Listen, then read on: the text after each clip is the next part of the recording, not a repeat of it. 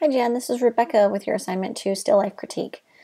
So you chose a lot of really interesting objects here to represent you and your family, and I think you laid them out pretty well. I really love the texture on this back wall here, and this is a really interesting surface over here that you laid it out on. I think that the most successful object would be the cross, because there's like some texture in here that's kind of interesting. There's a few things that I'd like to point out.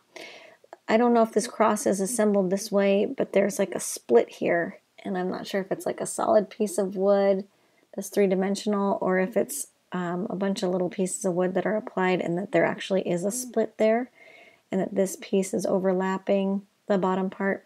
So just a few things, and there's like another split over here. Just a few things to keep in mind when you're assembling stuff like this in Illustrator. I would have liked to see more gradients used, because that was a big thing that we learned within these last few chapters, and I don't see any gradients. I just see hand painting to represent shadows and highlights.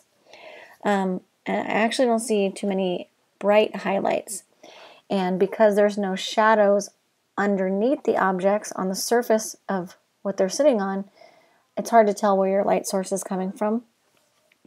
Also, these objects are drawn in kind of like a representational way, and they don't look, they're not drawn in a realistic way.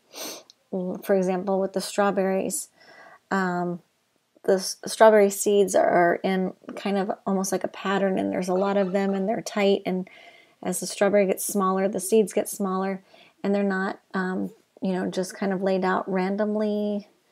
There's a bunch of them, and if you look at a strawberry, you see highlights next to each seed, and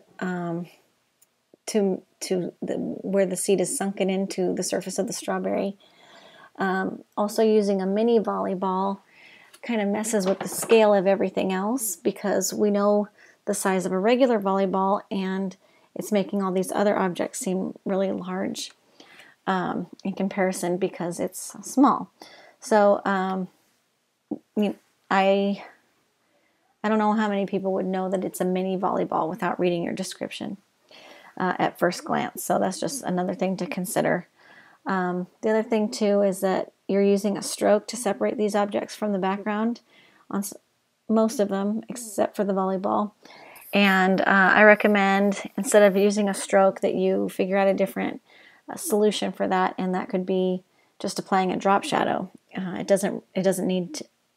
don't need strokes if you're using gradients, highlights, and drop shadows or shadows.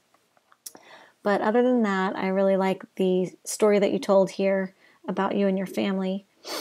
Oh, I'm sorry, one more thing. Your brush strokes kind of went outside of this dolphin tail, so watch that kind of stuff too.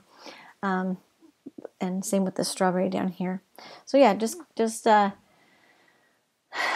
keep up the great storytelling and narratives, and coming up with these neat concepts.